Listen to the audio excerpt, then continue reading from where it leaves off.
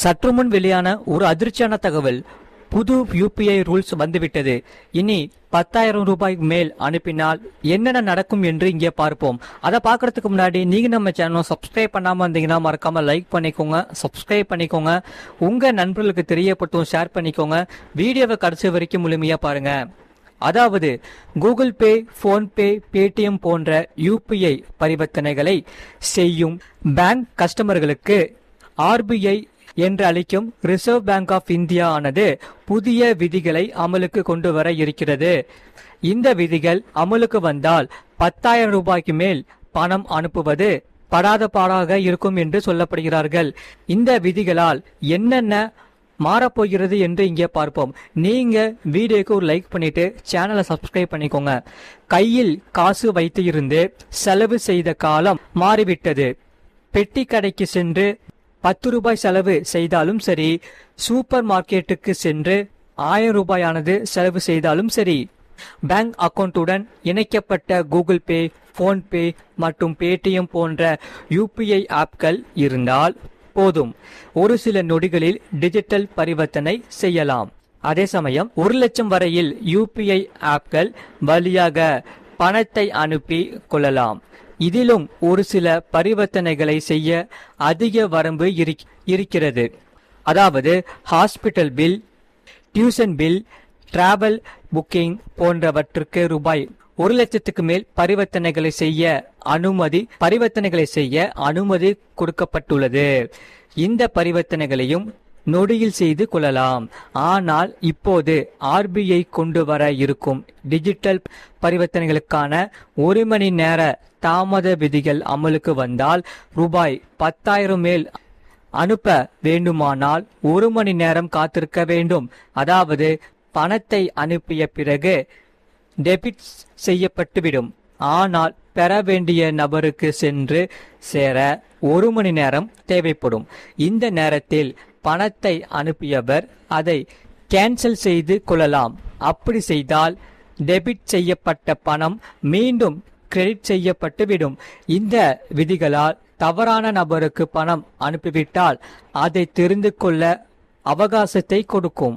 இதை பயன்படுத்தி அனுப்பி பரிவர்த்தனையை கேன்சல் செய்து அதை திரும்ப பெற்று கொள்ளலாம்.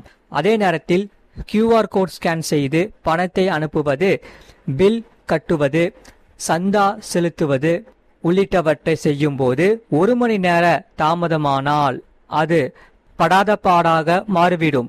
ஆனால் ரிசர்வ் பேங்க் ஆஃப் இந்தியா இதை ஒட்டுமொத்த பரிவர்த்தனைகளுக்கும் கொண்டு வர வாய்ப்புகள் குறைவாகும். தெரியாத நபர்களுக்கு பணத்தை அனுப்பும்போது மட்டுமே இது கொண்டு வரப்படும். இதில் QR கோட், மொபைல் நம்பர் போன்றவற்றில் யூபிஐ பரிவர்த்தனைகளை செய்யும் போது அதில் இருக்கும் பெயர்களை செக் செய்ய முடியும். இதை பெறுபவரிடம் சொல்லி உறுதிப்படுத்திய பிறகே அனுப்பி கொள்ளலாம்.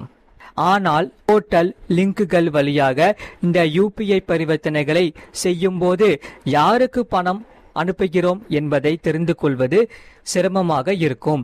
இதில் பணமும் பறிபோக வாய்ப்புகள் அதிகமாக இருக்கிறது. ஆகவே இது போன்ற பரிவர்த்தனைகளுக்கு மட்டுமே இந்த 1 மணி நேர தாமத விதிகள் அமலுக்கு கொண்டு வரப்பட வாய்ப்புகள் உள்ளது. இந்த விதிகளுக்கு இப்போதைக்கு கருத்து கேட்பு மட்டுமே தொடங்கி இருக்கிறது. ஆகவே இந்த யூபிஐ பரிவர்த்தனைகளை செய்யும் பேங்க் கஸ்டமர்கள் ரூபாய் 10,000 மேல் தாராளமாக அனுப்பி கொள்ளலாம்.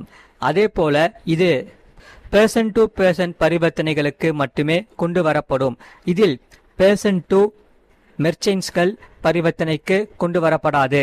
ஏனென்றால் பில் செலுத்துவது உள்ளிட்டவற்றை உடனடியாக நடக்க வேண்டியது அவசியமாகும். இதில் 1 மணி நேர தாமதக்கு வாய்ப்புகள் கூட இல்லை.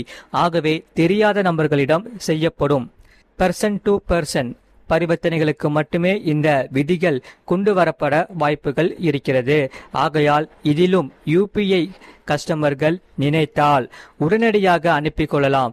அந்த பரிவர்த்தனையின் சந்தேகம் இருந்தால் 1 மணி நேர தாமதத்தை செயல்படுத்தி கொள்ளலாம் என்று என்ற ஆப்ஷனும் கொண்டு வரப்பட வாய்ப்புள்ளது. மறக்காம நீங்க லைக் பண்ணிக்கோங்க, சப்ஸ்கிரைப் பண்ணிக்கோங்க, உங்க நண்பர்களுக்கு தெரியப்படுத்தும் இந்த வீடியோவை கண்டிப்பா ஷேர் பண்ணிக்கோங்க. இந்த செய்தியை பத்தி நீங்க என்ன சொல்றீங்கிறத கமெண்ட் செக்ஷன்ல மறக்காம கமெண்ட் பண்ணிக்கோங்க.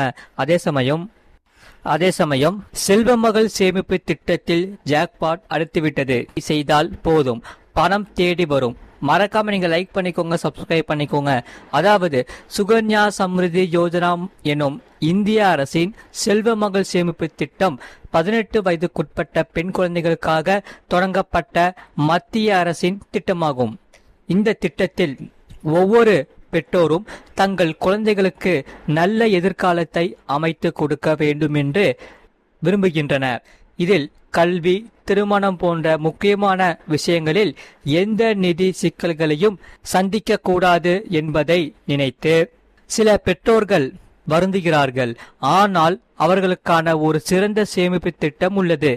உங்கள் மகளின் எதிர்காலத்தை நிதி ரீதியாக பாதுகாப்பாக மாற்ற மத்திய அரசு ஒரு அற்புதமான திட்டத்தை வழங்கி உள்ளது. அதுதான் செல்வமகள் சேமிப்பு திட்டம், சுகன்யா சம்ருதி யோஜனா ஆகும். மறக்காம வீடியோக்கு ஒரு லைக் பண்ணிக்கோங்க.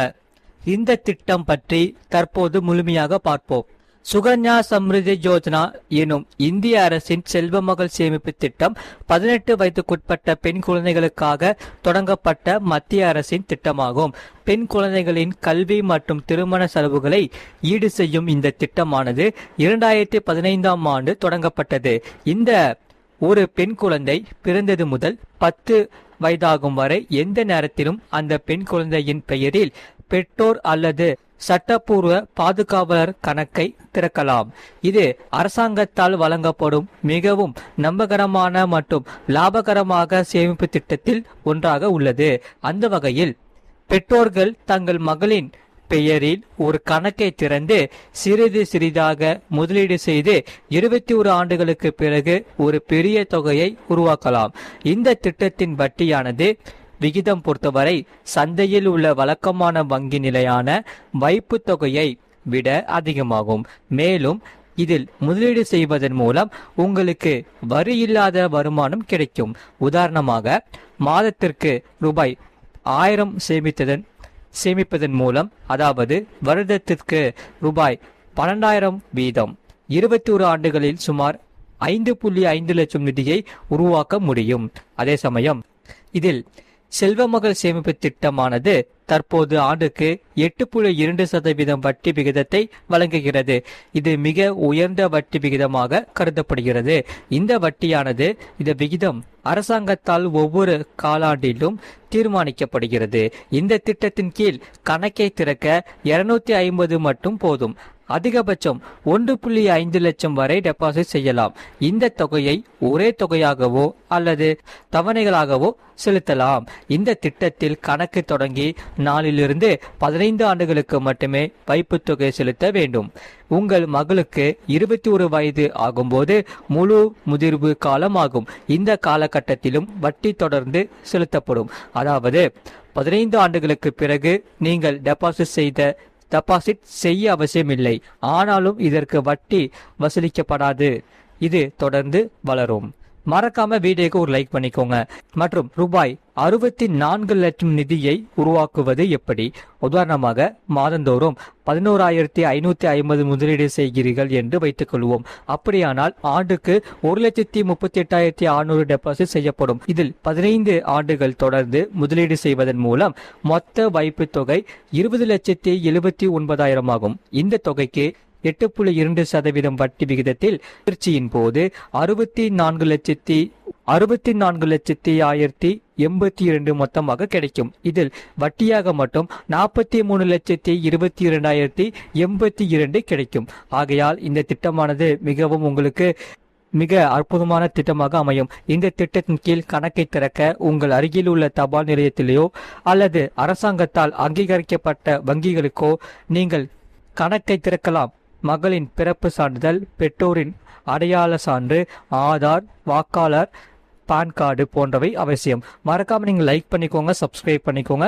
உங்க நண்பர்களுக்கு தெரியப்படுத்தவும் இந்த வீடியோவை கண்டிப்பா ஷேர் பண்ணிக்கோங்க. அவங்களும் இந்த வீடியோ பார்த்து பயன்பெற்றுக் கொள்ளட்டும்.